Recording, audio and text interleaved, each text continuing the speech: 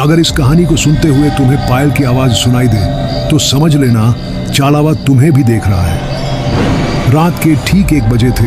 राजस्थान की सुनसान सड़क पर सरकारी बस धीमी रफ्तार से चल रही थी।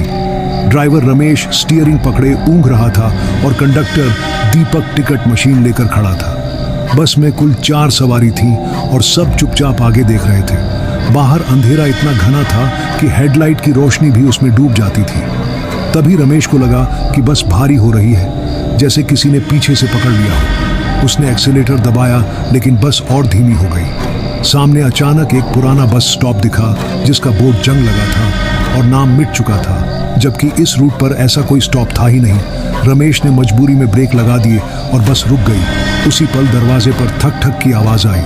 दीपक ने गेट खोला तो बाहर एक आदमी खड़ा था जिसने पुरानी कंडक्टर की वर्दी पहन रखी थी। कपड़े फटे हुए थे और चेहरा पीला पड़ा था। उसकी आंखें अजीब तरह से खाली थीं। उसने बिना किसी भाव के कहा, टिकट। दीपक ने पूछा, कहाँ जाना है? तो वो आदमी बोला, जहाँ ये बस जाती है।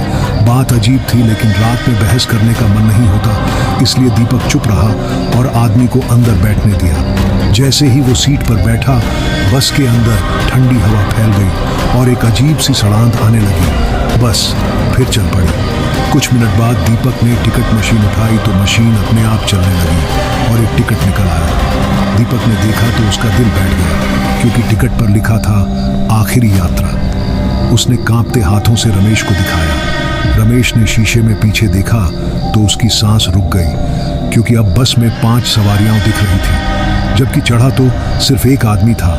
रास्ता भी बदलने लगा। वही पेड़, वही खंभा, वही मोड़ बार बार आने लगे, जैसे बस किसी चक्कर में फंस गई हो।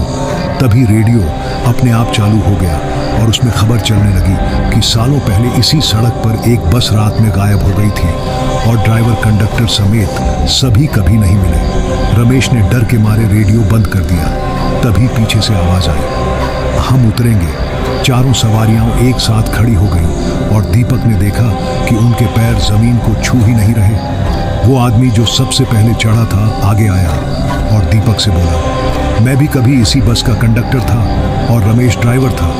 रमेश चिल्लाया कि ये झूठ है, मैं जिंदा हूँ। लेकिन उस आदमी ने हंसते हुए कहा, शरीर जिंदा है, आत्मा तो उसी रात मर गई थी। बस अचानक तेज हो गई और सामने टूटा हुआ पुल दिखा। नीचे गहरा अंधेरा था।